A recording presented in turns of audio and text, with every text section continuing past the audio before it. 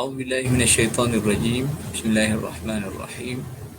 الحمد لله رب العالمين وبه نستعين على أمور الدنيا والدين. أشهد أن لا إله إلا الله وحده لا شريك له وأشهد أن سيدنا محمدا عبده ورسوله. اللهم صل وسلم وزد وبارك على سيدنا وحبيبنا محمد وعلى آله وصحبه والتابعين لهم بإحسان إلى يوم الدين. رب اشرح لي صدري ويسر لي أمري واحلل عقدة من لساني يفقهوا قولي. رب يسر ولا تعسر وتمم بالخير. ثم أما بعد. Alhamdulillah, thumma alhamdulillah. Sama-sama kita merafak syukur kepada Allah Subhanahu Wa Taala kerana pada petang yang berbahagia ini sekali lagi kita dapat bersama di sini.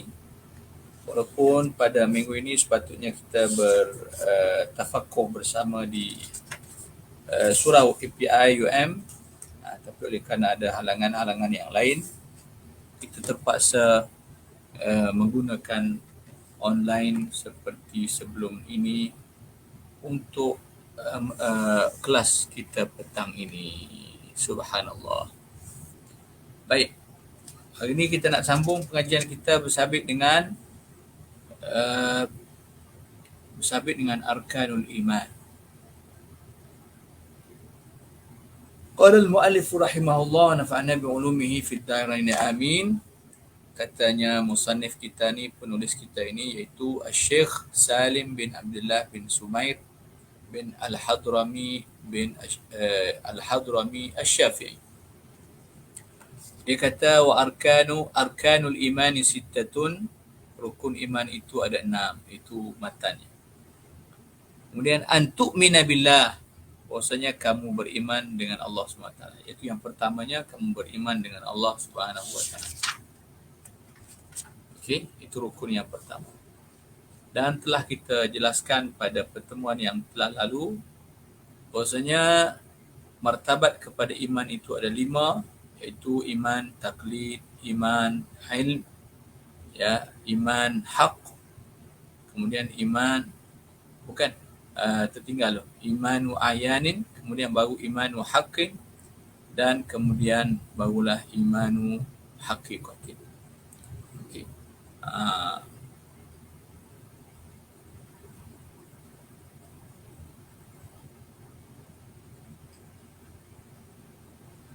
Baik, so biasanya orang ramai sama ada imannya iman taklid dan dia berada dalam bahaya, kerana kalau dia itu ahli kepada nazar, maka dia adalah seorang mukmin yang berdosa.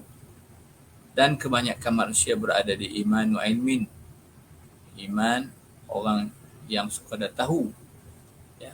Ini kebanyakan manusia, termasuk para asatizah, ya.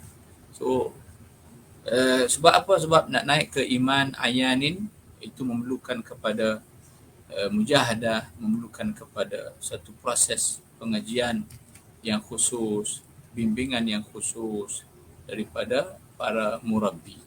Okay. Baik. Yang kita panggil murabbi itu pula yang kita panggil sebagai murabbi,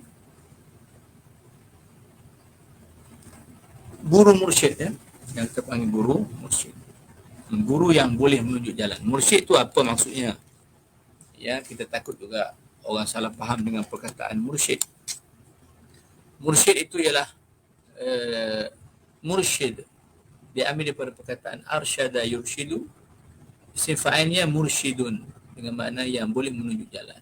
Ya. So dia boleh tunjuk jalan. Pasal apa dia boleh tunjuk jalan? Sebab dia dah sampai. Dia pernah sampai. So apabila dia dah sampai, dia boleh tunjuk jalan dengan jalan yang betul. Okey? Kalau orang tak biasa sampai, dia tak boleh tunjuk jalan, ya. Kita tak pernah sampai ke Mekah contohnya. So macam mana kita nak bercerita tentang jalan-jalan di Mekah? Kita tak pernah sampai ke Cameron Highland. Macam mana kita nak cerita ke orang jalan-jalan di Cameron Highland? Tak boleh. Sebab itu nak ke mana-mana dia perlu pada orang yang betul-betul sampai tempat tu sebelum ni. Barulah dia boleh cerita dengan baik. Okay. Dia boleh tunjuk pada kita jalan dengan sebaik-baiknya. Tapi orang zaman sekarang dia pakai GPS, ya. Dia pakai inilah peranti-peranti Google Map apa semua. So Google Map tu itulah guru mursyid. Dia boleh menyampaikan kita ke tempat itu. Itulah guru mursyid. Tapi walaupun Google Map tu dia tak tahu apa. Itu contoh yang sederhana untuk mudah faham saja. Baik, barulah kita masuk ke rukun yang pertama, iaitu an tu'mina billah. Ahaduha an tu'mina billah. Pertama daripada rukun yang 6 itu ialah beriman. Maksudnya kamu beriman kepada Allah Subhanahu wa taala.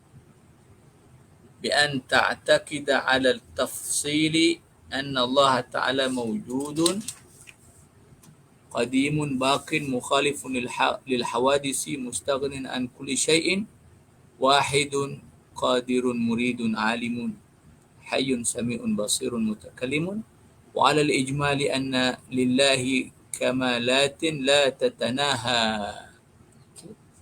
Ni.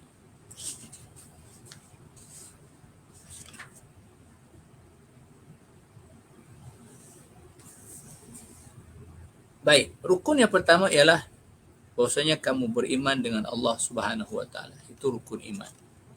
Rukun iman ni dia tak sama dengan rukun Islam. Rukun Islam ni rukun yang mana terbinanya seorang itu sebagai seorang Muslim. Apabila ada benda-benda tu, maka orang tu Muslim lah secara zahirnya. Bahkan bukan kata nanti semua ada. Ya, ada sebahagian pun sudah dianggap Muslim. Ya, apabila seorang itu mengucap 2 kalimah syahadah dan dia bersembahyang, dia sudah Muslim. Cukup dengan mengucap 2 kalimah syahadah, dia seorang Muslim. Okey. Dan kemudian dilengkapkan Islamnya itu dengan dia melakukan sembahyang. Kerana sembahyang adalah syiar kepada orang yang Islam. Kemudian dia wajib berpuasa dan wajib mengeluarkan zakat. Sekiranya mampu. Kalau tak mampu berpuasa, tak mampu untuk mengeluarkan zakat, dia tak perlu. Lebih-lebih lagi nak mengerjakan haji ke Makkah Al-Mukarramah yang memerlukan kepada belanja yang besar. Ya. Lianna al-hajja az-zadu wal-rahilat. Kerana haji-haji itu ia berkait dengan bekalan dan juga tunggangan untuk sampai ke sana. Ya. Liman istata'a ilaihi sabila. So itu rukun Islam. Adapun rukun iman dia berkait dengan keimanan. Dia berkait dengan pegangan. Ya. Yang mana rukun iman ni mesti semua ada pada seorang Muslim itu, pada seorang yang beriman itu, seorang yang mukmin itu. Semua yang 6 disebutkan sebagai rukun ini mesti ada. Mesti diyakini dan dipegang dengan kemas, dengan jazam. Ya. Tidak berbelah bagi. So rukun Islam dia kait dengan keupayaan, kemampuan sekiranya mampu. Okey. Ahaduha an tu'mina billah. Rukun yang pertama iaitu bahawasanya kamu beriman dengan Allah Subhanahu wa taala. Bi an ta'taqidan, maksudnya kamu beriktikad ala tafsili secara terperinci, secara tafsir, secara halus, secara satu persatu, anna Allah Ta'ala mawjud. Bahawasanya Allah Subhanahu Wa Ta'ala itu mawjud. Mawjud dengan mana ada? Allah Ta'ala itu ada. Ada. Ya. Qadimun, sedia kala adanya. Mana tidak ada mula pada adanya Allah Subhanahu Wa Ta'ala. Ya. Baqin, dan Allah Ta'ala itu dia tidak akan binasa. Dia akan kekal selama-lamanya. Mukhalifun lil hawadisi. Allah Ta'ala itu dia menyalahi dengan makhluk. Ya, menyalahi Allah Ta'ala dengan segala makhluk. So Allah SWT itu sedikit pun tidak sama dengan makhluk ini. Dari apa jihah sekalipun, dari apa sudut sekalipun, Allah SWT tidak sama dengan makhluk ini.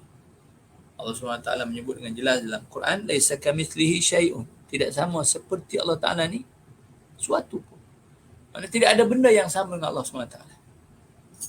Okey. Dalam ayat yang lain Allah SWT menyebut walam yakul lahu kufuwan ahad. Allah Taala itu tak kufu dengan apa-apa benda saja. Ahad.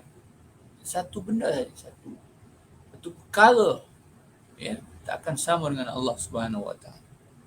Ya. Dalam ayat lain Allah SWT menyebut fahal ta'lamu lahu samia, apakah kamu tahu bagi Allah Taala itu ada benda yang sama dengan Allah Taala? Itu dalam bentuk persoalan. Okay. So bagi Allah Taala itu tidak ada persamaan dengan apa-apa saja makhluk. Sama ada secara jauhar ataupun secara sifat ataupun secara apa-apa saja yang sabit pada makhluk, itu tidak ada pada Allah Subhanahu. Tak sama Allah Subhanahu Wa Taala dengan makhluk ini. Okay. Imam Ahmad Ibn Hanbal menyebut bahawa mahma tasawwarta bibalika fallahu bi khilafi dzalika. Apa-apa saja yang terlintas dalam kepalamu, dalam hatimu berkait dengan Allah. Kita terlintas macam-macam mana saja dalam hati kita, ya, sabit dengan Allah Taala, fallahu bi khilafi dzalika. Allah menyalahi demikian itu. Allah Taala tak sama sikit pun dengan makhluk. Okey. So oleh kerana tak sama, macam mana Allah Taala itu? Wa huwa ala kunhi zati. Allah Taala berada dalam keadaannya. Ada dalam apa ni? Dalam keadaannya. Ala kunhi zati. Ya. Kunhi zati mana berada dalam keadaan Allah SWT. Okey. Tak tahulah macam mana. Dia menjadi rahsia kepada kita orang yang beriman. Sebab itulah hadiah yang paling berharga, yang paling kemuncak di akhirat nanti, iaitu pertemuan dengan Allah Subhanahu Wa Taala. Okey. So hadiah yang istimewa kita sembunyikan sampai masa baru kita tunjuk, barulah dia betul-betul istimewa. Kalau istimewa tapi dah tunjuk dah ke orang apa semua, orang dah tahu belaka tu, mana istimewanya? Okey. So Allah Subhanahu Wa Taala Maha istimewa, ya. Sebab itu Allah SWT tak bagi zahir dirinya, ya, di alam dunia ini. Allah Ta'ala tangguhkan dan jadikan dia sebagai satu hadiah yang paling istimewa di akhirat nanti. Faman kana yarju liqa'a rabbih falyamal 'amalan salihan wa la yusyrik bi ibadati rabbih ahad. Siapa yang berharap nak jumpa dengan Allah SWT, ya, nak melihat Allah SWT ala kunhi zatihi, mengikut keadaan zat Allah SWT yang sebenar itu, maka dia hendaklah beramal, beriman dan beramal soleh. Ya, moga-moga kita tergolong di kalangan mereka yang beriman dan beramal soleh dan diberi kelebihan di hari akhirat nanti untuk bertemu Allah Subhanahu Wa Taala. Ya. Ya, untuk bertemu dengan Tuhan kita, dengan kekasih kita, ya. Nak sebut kekasih ni payah sikit. Sebab kita ni, hati kita ni tak kasih Allah Subhanahu Wa Taala. Kita ni sembang saja kencang, ya. Tapi hakikatnya diri kita ni tak kasih Allah Subhanahu Wa Taala. Baik. Itu Allah Subhanahu Wa Taala. So kita hendaklah beriktikad bahawasanya Allah Taala itu maujud. Allah Taala itu qadim. Allah Taala itu bakin. Bakin dengan mana baqa. Allah Ta'ala itu mukhalif, menyalahi ia bagi sekalian makhluknya yang baru ini. Tak ada sama sikit pun, ya. Kemudian mustaghnin an kulli syai'. Allah Ta'ala itu maha kaya ia daripada setiap sesuatu. Tak berhajat Allah Ta'ala dengan apa saja, ya, tak berhajat. Maha kayanya Allah Subhanahu Wa Ta'ala sehingga dia tidak berhajat pada benda yang lain. Tak perlu. Hatta tak perlu pada tempat. Allah SWT tidak perlu pada tempat. So tak bolehlah kita nak katakan Allah Ta'ala itu duduk di atas arash. Tak boleh. Walaupun benda itu disebut dalam Al-Quran. Ya, kalau disebut dalam nas, ya, ada nas-nas yang menyebut bahawasanya nas-nas itu memberi waham ada bentuk-bentuk persamaan Allah Ta'ala dengan makhluk ini, maka itu dipanggil ayat mutasyabihat. Ya, ayat mutasyabihat yang perlu ditafsirkan dengan secara yang adil dan betul. Dan dalam hal mentafsirkan ayat mutasyabihat ini, para ulama kita ada dua pendekatan. Yang pertama, pendekatan Ahlus Salaf, iaitu dengan mentafwidkan makna. Ya.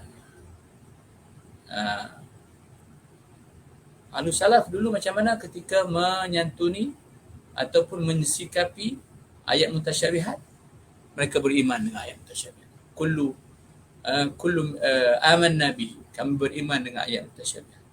Kullu min indi rabbina, semua daripada Allah Subhanahu Wa Taala. Ayat mutasyabihat ke ayat muhkamat ke, semua daripada Allah Subhanahu Wa Taala.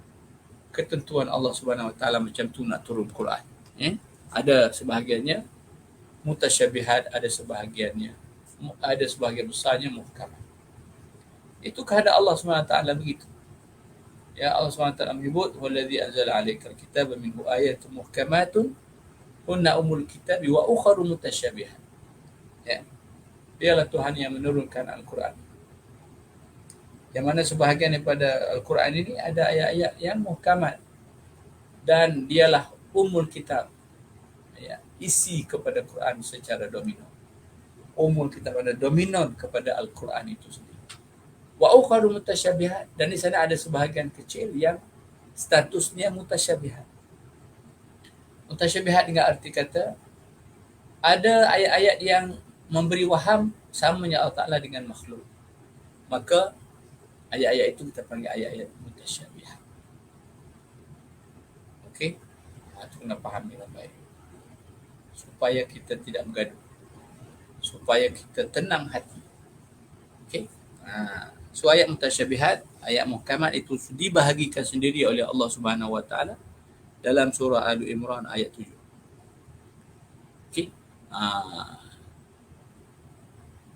Baik. Jadi Allah SWT itu maha mukhalifun lil hawadis, menyalahi dia bagi segala benda yang baru. Mustaghnin an kulli syai', tidak berhajat dia kepada apa jua sekalipun, hatta kepada arash. Kalau ikut dalam Quran, Ar-Rahmanu 'alal 'arsy istawa. Surah Al-A'raf, surah-surah yang lain. Okey. Tapi walaupun ayat itu ayat mutasyabihat yang perlu ditafsirkan dengan adil dan betul. Okey. So, tafsir para Ahlus Salaf ialah kaedah Ahlus Salaf dalam mentafsirkan ayat mutasyabihat ini, iaitu dengan at-tafwid. Mereka menyerahkan makna kepada Allah Subhanahu Wa Taala. Mereka tidak mentafsirkan ayat mutasyabihat. Ya, mereka tak tafsirkan. Mereka serahkan maknanya kepada Allah SWT. Mereka tak bercakap. Okay. Sementara ahlu khalaf, iaitu para ulama yang datang selepas daripada 300 tahun yang pertama, daripada 400 tahun yang pertama ke belakang ini, sehingga ke zaman kita ini, ya, kita panggil ahlu khalaf. Dan ahlu khalaf ketika mensikapi ayat mutasyabihat, mereka mentakwil ke ayat mutasyabihat. Dan takwil itu bukan mereka yang cetuskan. Takwil itu mereka ambil daripada guru-guru mereka, daripada lapis as-salafus salih. Lapis tabi'in, tabi'i. Ya, mereka ni pun dah mentafsirkan ayat-ayat mutasyabihat. Okey. Termasuk para sahabat, kalau kita perhatikan, para sahabat sendiri pun, ya, ridwanullahi alaihim ajma'in, mentafsirkan ayat mutasyabihat. Baik. Mustaghnin an kulli syai'in, terkaya Allah Ta'ala daripada setiap sesuatu. Allah Ta'ala tidak berhajat kepada apa-apa saja. Disebut oleh para ulama akidah, ya, tidak maha kaya dengan arti tidak berhajat. Tidak berhajat kepada apa? Pertama, tidak berhajat kepada mukhassis, kepada sesuatu ataupun pada kuasa, pada Tuhan juga yang menentukan dia sebagai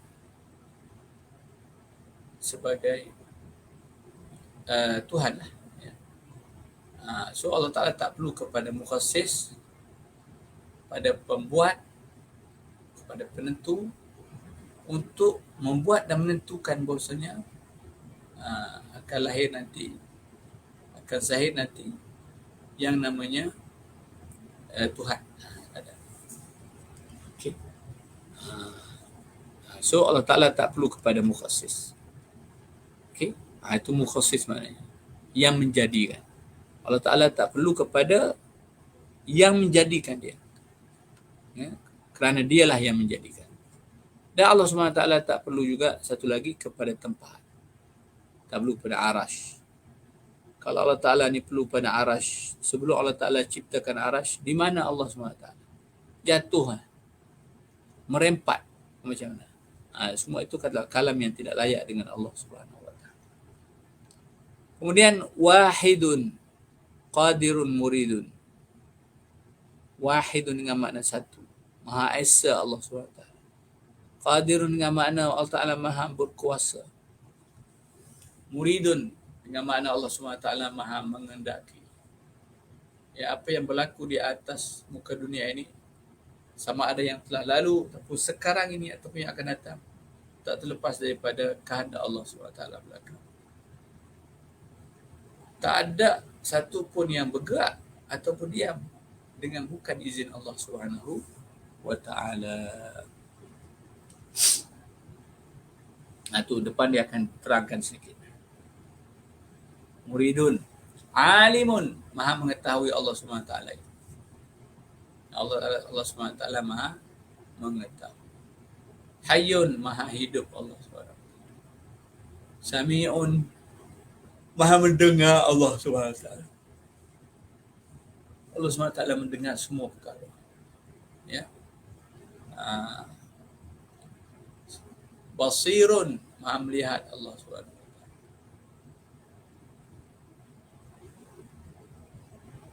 Mutakallimun, Maha berkata-kata Allah SWT. Jika Allah SWT mahu mengatakan apa-apa, maka Allah Ta'ala boleh saja mengatakan apa-apa, ya. Mutakallimun, dengan kalamnya yang azali. Wa alal ijmali anna lillahi kamalatin la tatanah. Ini ataf ke mana? Ataf muka surat sebelah yang Allah Ta'ala sebut di muka surat sebelah. Allah Ta'ala sebut apa?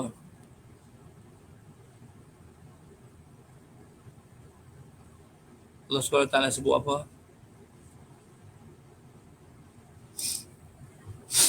Saya ni ada terlelap, ya. Masya Allah. Sambil mengajar pun boleh terlelap. Subhanallah. Kadang-kadang hilang punca kalam saya itu. Okay. So Allah Subhanahu Wa Ta'ala bersifat dengan alimun, hayyun, sami'un, basirun, mutakallim. Mutakallim. Baik. Kemudian wa 'alal ijmali anna lillahi kamalatin la tatanaha. Wa 'alal ijmali ataf kepada muka surat sebelah, wa an tu'mina billahi bi an ta'taqida 'ala tafsil. Apa yang kita sebutkan di atas itu sifat-sifat Allah SWT yang tafsil.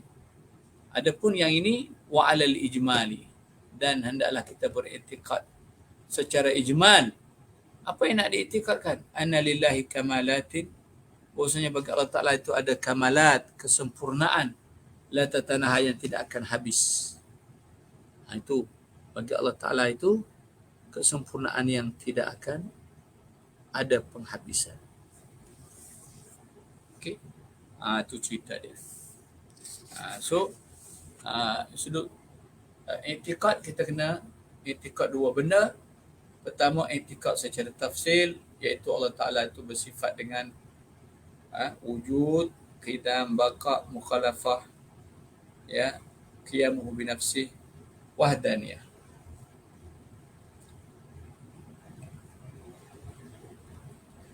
Kemudian selain daripada itu, kita wajib beriktikad bahawasanya Allah SWT bersifat dengan kudrat, iradat, ilmun, hayat, sama, basar, kalam. 7 sifat ma'ani. Ataupun di sini disebut sebagai alimun, hayyun, sami'un. Ini sifat maknawiyah. Sifat maknawiyah yang menjadi lazim kepada sifat ma'ani. Okey. Itu yang kita pelajari dalam sifat 20. So sifat 20 dah bincang panjang benda ni untuk kenal Allah Subhanahu Wa Taala mengikut apa yang diatur oleh para ulama sejak daripada as-salafus salih sehingga ke zaman kita ni. Inilah dia nak kenal Allah Subhanahu Wa Taala. Secara tafsir pun yang ini dah. Cukup dah yang ni secara tafsir. Dan yang secara ijmal kita etikadkan bahawasanya bagi Allah Ta'ala itu ada kesempurnaan yang tak akan berpenghabisan. Takat itu cukup dah. Sudah menjadikan seorang itu seorang yang beriman dengan iman yang kuat. Cukup pegang benda ni saja. Tak perlu banyak-banyak. Tak perlu al-asma'ul husna yang banyak itu. Kerana asma'ul husna itu nama-nama Allah Subhanahu Wa Ta'ala. Yang mana nama-nama Allah SWT yang 99 itu dia mustaq, dia terbit daripada ummahati sifat yang kita sebutkan ni. So apa yang kita sebutkan dalam lembaran ini adalah ummahatus sifat, ibu kepada sekalian sifat-sifat Allah Subhanahu Wa Taala. Allah Taala wujud, Allah Taala qidam, Allah Taala baqa, Allah Taala mukhalafah, Allah Taala bersifat qiyam bi nafsih. Allah Ta'ala bersifat wahdaniyah, kudrat, iradah, ilmu, hayat, sama', basar, kalam. So, 13 sifat ini adalah ummahatus sifat yang mana semua sifat-sifat yang lain ya datang daripada 13 sifat ini. Contoh kita katakan apa dia? Allah SWT bernama Ar-Razzaq yang memberi rezeki. Okay. Berarti Allah SWT bersifat pemberi rezeki. Okey. Mana ada dalam ni? Dalam sifat 13 ni tak ada pemberi rezeki. Tapi walaupun tak ada, terbitnya sifat pemberi rezeki itu daripada kesimpulan 13 sifat ini. Allah Ta'ala nak beri rezeki, nombor satu Allah Ta'ala tu kena ada dulu. Okey. Allah Ta'ala mesti bersifat dengan qadim, mesti bersifat dengan baqa, mesti bersifat dengan mukhalafatu ta'ala lil hawadis. Allah Ta'ala tak boleh sama dengan sesuatu pun. Kalau ada sesuatu yang sama dengan Allah Ta'ala, usah kata nak bagi rezeki. Langit bumi ni boleh hancur. Lau kana fihi ma'alihatu illallah ila fasadata. Itu Allah Ta'ala dah jelaskan sendiri dalam Al-Quran. Kalau Allah ada di langit satu Tuhan, di bumi satu Tuhan, Tuhan yang sama persis, betul-betul Tuhan sungguh, langit satu, bumi satu, la fasadata nasya wa sa'abi, langit bumi. Okay. Sebab itu bagi Allah Ta'ala ni, dia tak ada suatu pun yang menyamai Allah Subhanahu Wa Ta'ala. Okay. So Allah Ta'ala yang nak bagi rezeki tu, yang bersifat memberi rezeki tu, dia bersifat dengan mawjud, qidam, baqa, mukhalafah, mustaghnin an kulli syai'. Dia tak perlu kepada benda lain. Untuk dia bagi rezeki dia tak perlu benda lain. Cukup dia maha kaya ia memberi rezeki. Okey. Allah SWT sebut la takhafanna min dhikri rizki dalam hadis kursi. Jangan kamu takut wahai anak Adam daripada sempitnya rezeki, madamat khazaini mamlana, selama mana khazanahku penuh. Wa khazaini la tanfadu abada, dan khazanah aku tidak akan habis selama-lamanya. Okey, tidak akan habis selama-lamanya. Okey. So itu pemberian rezeki.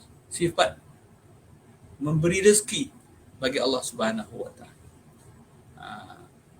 Wahidun, Allah Ta'ala satu. Macam tadi juga, la fasadata. Kalau ada Tuhan di langit, di bumi, wasak binasan. Yang ni nak macam ni, yang tu nak macam ni, habis jahanam. So Allah Ta'ala tu maha satu. Qadirun, Allah Ta'ala maha kuasa. Ya. Allah Ta'ala boleh bagi rezeki siapa yang dia kehendak. Siapa yang dia tidak kehendak, Allah Ta'ala boleh tahan rezeki. Itu murid. Okey. Allah Ta'ala tahu siapa yang dia nak bagi, banyak mana dia nak bagi. Dan Allah Ta'ala tahu siapa yang tak nak bagi, tak boleh bagi banyak. Dan memang manusia ni tak boleh bagi banyak. Kalau bagi banyak-banyak dia akan melampau. Lau basatallahu rizqa li ibadihi labaghaw walakin walakin yuqaddiruhu kaifa yasha haitsu yasha. Mana ayat Quran situ tak ingat. Lau basatallahu rizqa li ibadihi, kalau Allah Taala limpahkan rezeki pada hamba dia, labaghaw, nescaya hamba dia ni akan melampaui batas. Walakin yuqaddir kama yasha. Akan tapi Allah Taala takdirkan rezeki itu sebagaimana yang Allah Taala kehendaki. Itu murid. Alimun. Itu murid juga campur dengan alimun. Alimun dengan mana Allah Taala tahu. Dia nak bagi banyak mana, qadar mana. Ya, kalau dia bagi orang ni okey tak, orang ni tak okey tak. Dia bagi itu sebagai anugerah ataupun dia bagi sebagai ujian. Dia bagi sebagai apa kita panggil, istidraj. Sanastadrijuhum min haitsu la ya'lamun wa umli lahum inna kaydi matin. Okay. So ada pemberian-pemberian yang berbentuk istidraj. So Allah Ta'ala Maha tahu belaka semua tu. Okey, itu nak suruh faham bahawasanya sifat-sifat yang disebutkan ini adalah ummahatus sifat. Ummahatus sifat. Ibu kepada sifat-sifat Allah Subhanahu Wa Taala. Reti belaka sifat Allah Subhanahu Wa Taala. Marilah macam mana sifat Allah Subhanahu Wa Taala, kita akan dapat reti. Okey. Itu bersabit dengan sifat-sifat Allah Subhanahu Wa Taala. Itu yang kita perlu iktikadkan secara tafsili, dan yang satu lagi secara ijmali, iaitu kita iktikadkan bahawasanya bagi Allah Subhanahu Wa Taala itu ada sifat kamalat yang tidak akan habis, tak akan berhenti. Sifat kamalat Allah. Sebut saja kesempurnaan, maka kesempurnaan itu akan ada kepada Allah Subhanahu Wa Taala. Walaupun kesempurnaan itu ialah kesempurnaan yang layak dengan Allah. Ada juga kesempurnaan tapi dia tak layak dengan Allah. Sesuatu yang dia anggap kesempurnaan tapi dia tidak layak dengan Allah Subhanahu Wa Taala. Dia bukan kesempurnaan kepada Allah. Contoh kesempurnaan kepada makhluk, kepada kita manusia. Tak semestinya apa yang sempurna bagi kita ni sempurna bagi Allah. Contohnya kesempurnaan bagi seorang lelaki, dia ada isteri, dia ada anak-anak, ya. So bagi Allah Ta'ala boleh hal macam tu? Tak boleh. Bagi Allah Ta'ala, kesempurnaan bagi Allah Ta'ala, walam takun lahu sahibatu, tidaklah bagi Allah Ta'ala itu ada sahibah, ada isteri, ada anak, sama juga. Subhanahu an yakuna lahu waladun, ataupun wala yang bagi lirrahmani an yattakhidha walada. Tak perlu bagi Allah Ta'ala ada anak. Ya.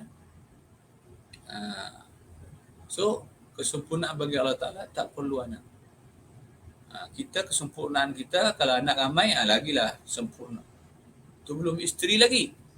Kalau isteri cukup 4, Masya Allah, sempurna betul seorang lelaki itu.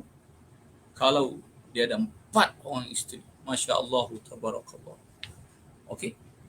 Tapi sebab itu kesempurnaan itu, ada kesempurnaan yang layak bagi Allah SWT, ada kesempurnaan yang kita sifatkan sebagai kesempurnaan tapi dia tidak layak dengan Allah SWT. Okey. So kena tengok dengan baik. Kesempurnaan seorang perempuan, dia ada seorang lelaki, seorang suami yang bagus, dia ada anak yang ramai, ada harta yang banyak, dia boleh jalan-jalan seluruh dunia. Sempurna tu bagi orang perempuan tu. Boleh shopping di mana-mana saja dia kehendaki. Sempurna sekali perempuan kalau bagi shopping. Semua tu bukan tak layak dengan Allah Subhanahu Wa Taala. Itu nak bagi faham saja, ya. Baik. Katanya musannif, katanya Tok Syarih kita ni, Syekh An-Nawawi Al-Bantani, sambungan kepada cerita i'tiqad, ya, mengenali Allah Subhanahu Wa Taala. Wa'lam, ketahui olehmu wahai tulab, wahai talibu ilmin, ya, annal mawjudati binisbati lil istighna'i anil mahalli wal mukhassisi wa adamihi arba'atun. Sesungguhnya benda yang wujud itu, Benda yang wujud. Termasuk Allah SWT. Allah SWT juga adalah benda yang wujud. Dia adalah maujud kan. Allah Ta'ala itu pun maujud. Ketahui bahawasanya semua yang maujud nisbah kepada istighna, ya, nisbah kepada berhajat kepada mahal dan juga mukhassis, dan tidak berhajatnya kepada tempat dan juga mukhassis, ada 4. So kalau kita nak faham dengan lebih halus lagi berkenaan dengan maujud. Apa itu maujud? Iaitu benda, itu perkara yang ada. Termasuk Allah SWT. Allah Ta'ala pun ada. Allah Ta'ala pun maujud kan? Baik. Annal mawjudati binisbati lil istighna'i anil mahalli wal mukhassisi wa adamihi arba'atu. Sesungguhnya benda maujud nisbah kepada terkaya ia daripada tempat dan juga penjadi, dan tidak terkaya wa adamihi ay adamil istighna, tidak terkayanya daripada tempat dan juga penjadi, ada 4 kelompok. So benda ada ni ada 4 kelompok. Nisbah pada apa tu? Perbincangannya nisbah kepada terkaya daripada tempat dan juga yang menjadikan. Mukhassis dengan mana menjadikan. Al-awalu ma la yaftakiru lahuma ma'an. Pertama, benda maujud yang tidak perlu, tidak berhajat kepada kedua-duanya sama sekali, iaitu Allah Subhanahu wa ta'ala. Wa huwa dzatullah, iaitu zat Allah Subhanahu wa ta'ala. Ini zat Allah Ta'ala ni tak perlu kepada mahal dan tak perlu kepada mukhassis. Allah Ta'ala tak perlu pada tempat dan tak perlu kepada yang menjadikan dia. Tak perlu. Okey? Tak perlu. Allah Ta'ala ni qiyamuhu binafsih, berdiri ia dengan sendiri. Allah Ta'ala tu maha kaya. Terjemahan kepada qiyamuhu binafsih ni iaitu maha kaya Allah Ta'ala, tidak berhajat kepada sesuatu. Okey.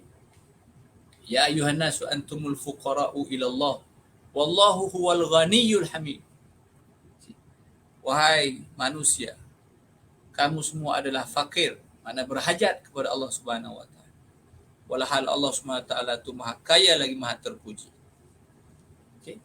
Allah Subhanahu wa ta'ala tidak berhajat kepada mahal, ya. Mahal dengan mana tempat, sehingga kena pergi duduk tempat tu. Ya. Seperti arash. Allah Ta'ala tak berhajat kepada arash, sehingga perlu duduk pada arash, tak perlu.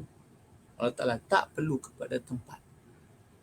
Sebutlah apa arash ke apa ke, ikutlah langit ke apa dia. Ada setengah orang kata Tuhan duduk di arash, ada setengah orang kata pula Tuhan tu duduk di langit. Dua-dua bangang. Kerana Allah SWT tidak perlu kepada tempat.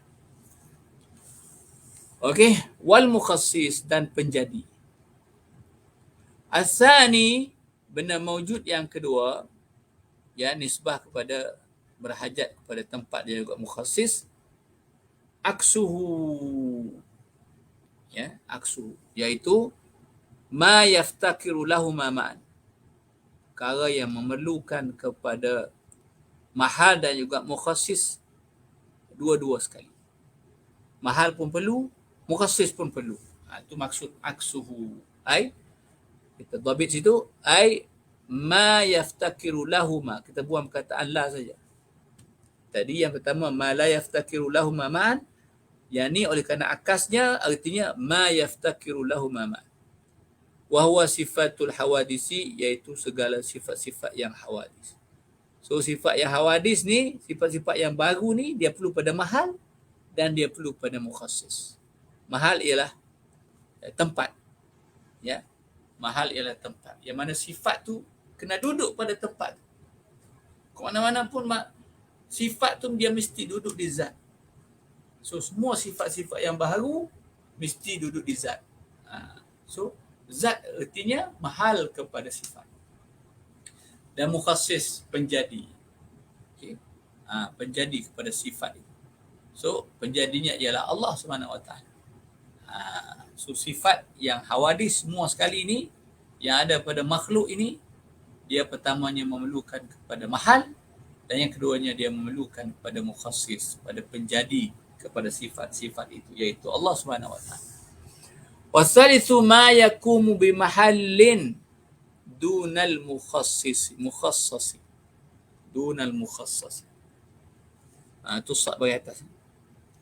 Benda yang berdiri ia di tempat yang tidak ditentukan, ya, yang tidak dijadikan. Wa huwa sifatul bari, iaitu sifat Allah Subhanahu wa taala. So sifat-sifat Allah dia perlu pada tempat. Okey. Sifat-sifat Allah dia perlu pada tempat. Mana tempatnya? Zatnya adalah tempat kepada sifat-sifat Allah SWT. Kita ahli sunnah, perbincangan kita tentang sifat ialah sifat Allah SWT ialah yang berdiri pada zat. Sifat Allah SWT itu dia berdiri pada zat. Okay. Sebab tu kita takrifkan zat sebagai maqama bi nafsihi, ya, benda yang berdiri dengan sendiri. Adapun sifat maqama bi ghairihi, apa yang berdiri pada tempat lain, pada satu tempat. So sifat dia tak boleh berdiri dengan sendiri, dia mesti ada tempat. Maka sifat Allah SWT pun sama. Sifat Allah SWT dia tak boleh berdiri sendiri. Mana boleh berdiri sendiri? Dia mesti berdiri pada tempat. Dan tempat itu ialah Allah, zat Allah Subhanahu. Sifat-sifat Allah berada di mana? Berada di zat Allah Subhanahu wa taala. Itu kena faham dengan baik. So benda ada yang ketiga ialah benda yang berdiri, benda yang ada pada tempat yang mana tidak di tempat itu tempat yang tidak diciptakan. Zat Allah mana diciptakan? Zat Allah wajibul wujud, zat yang wajibul wujud.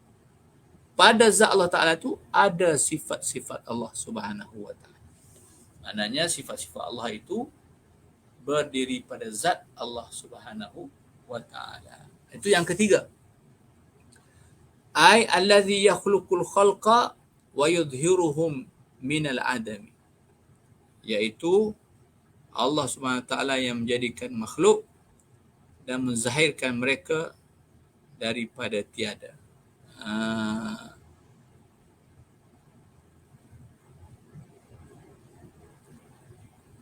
Cukup mana pula tu? Sifatul bari. Yang menjadikan makhluk dan menzahirkan mereka, menzahirkan makhluk daripada asalnya tiada. Okey? Sifat Allah Subhanahu wa taala. Tak apa, biarkan dulu di situ.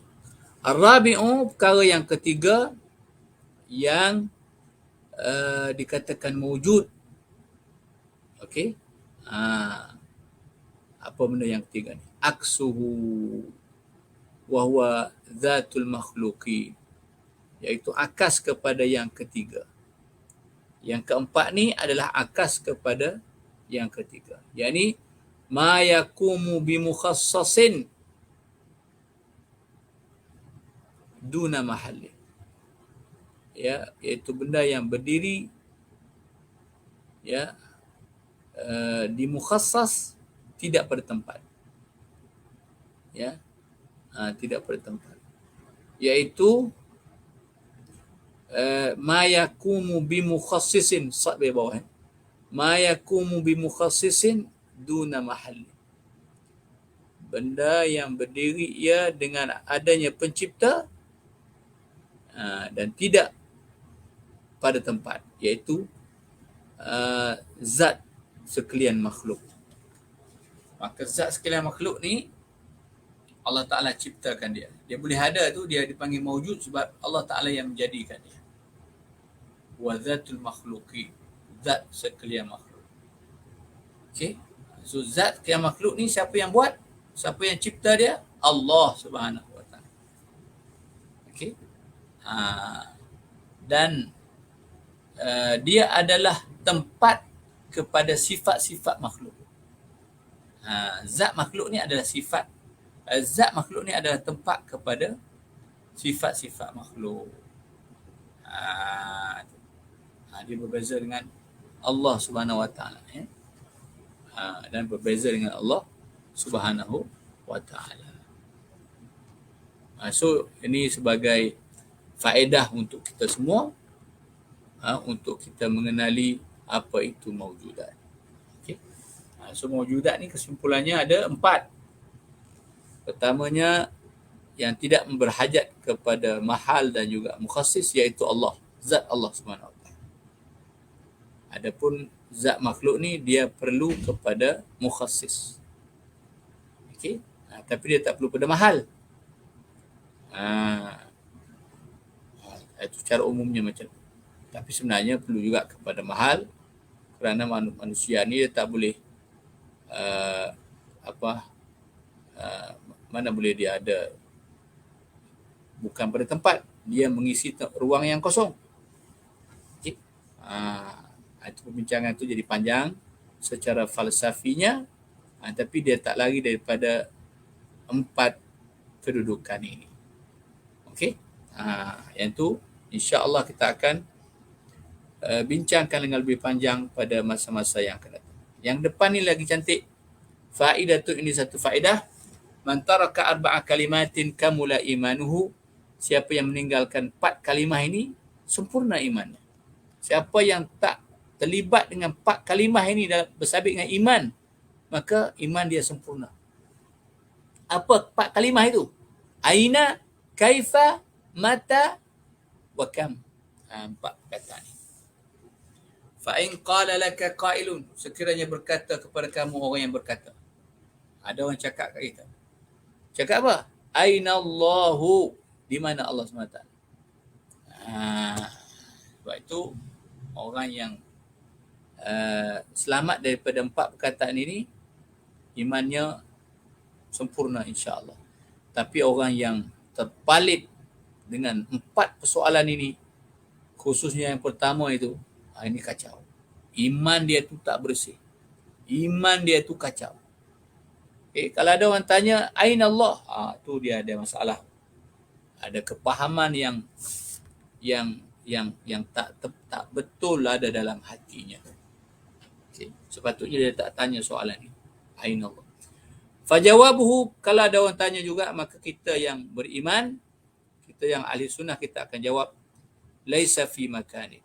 Ai Allahu mawjudun bila makan. Allah Ta'ala itu mawjud, laisa fi makan. Tidaklah Allah Ta'ala itu pada mana-mana tempat. Wala yamurru alaihi zaman. Dan tidak melalui ke atas Allah Ta'ala ni masa. Okay? Tempat pun tak ada, masa pun tak ada. Allah Ta'ala tidak terikat dengan masa. Tidak sabit dengan masa. Okay? Wa in qala laka kaifa Allah. Kalaulah ada orang kata kepada kamu, bagaimana Allah Ta'ala tu? Allah kaif. Kaif Allah, lagu mana Allah Ta'ala? Macam mana Allah Ta'ala?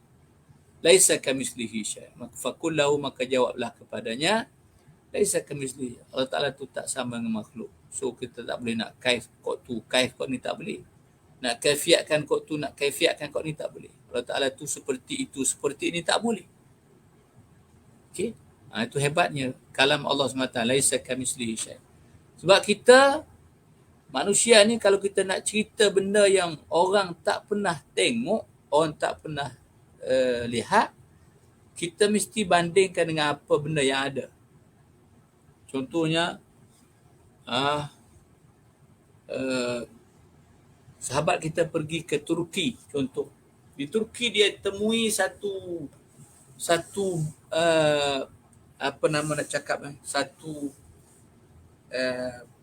bangunan yang pelik. So ketika dia nak cerita kat kita, untuk kita bagi faham, untuk kita mudah faham, dia akan kiaskan dengan bangunan yang ada sekitar kita ini, sekitar Kuala Lumpur ini, sekitar Malaysia kan, supaya kita boleh faham. Okay? Sebab tu Allah Ta'ala sebut laisa kamitslihi syai'. Allah Ta'ala ni nak beritahu dia punya kaif tu macam mana, tak boleh. Sebab apa? Tidak ada satu benda pun yang sama dengan Allah SWT. Tidak ada satu benda pun yang sama dengan Allah Subhanahu wa Ta'ala. Bateri saya dah nak habis. Kita pun dah habis, nak habis masa ya. Kalau saya nak habiskan benda ni. Wa in qala laka matallah, sekiranya berkatalah oleh orang yang berkata bagi kamu mata Allah. Bila Allah Ta'ala ni? Sejak bila? Sampai bila? Macam tu. Fakullahu, maka katakan baginya, Allah Ta'ala ni awalun bila bertidai, akhirun bila intihai. Dia yang awal dengan tanpa permulaan, dan dia jugalah yang akhir dengan tanpa kesudahan. Wa in qala laka qailun kamillah, sekiranya berkata kepada kamu oleh orang yang berkata kamillah, ya, berapa Allah Ta'ala itu? Kam, berapa Allah Ta'ala? Fakullahu, maka katakan baginya, wahidun la min qillatin kul huwallahu ahad. Satu Allah SWT, dan satu tu bukan sedikit. Bukan kata la min haitsul adad, bukan daripada bilangan 1, 2, 3, 4, 5, bukan. Allah Ta'ala tu Maha Esa. Ya. Wahidun dengan mana Maha Esa, yang mana maksud Esa itu bukan regu kepada 1, 2, 3, 4, 5. Maha Esa Allah. Allah Ta'ala ni Sa saja. Satu saja. Satu dengan mana Esa. Dengan makna Sa, bahasa Kelantan. Ya.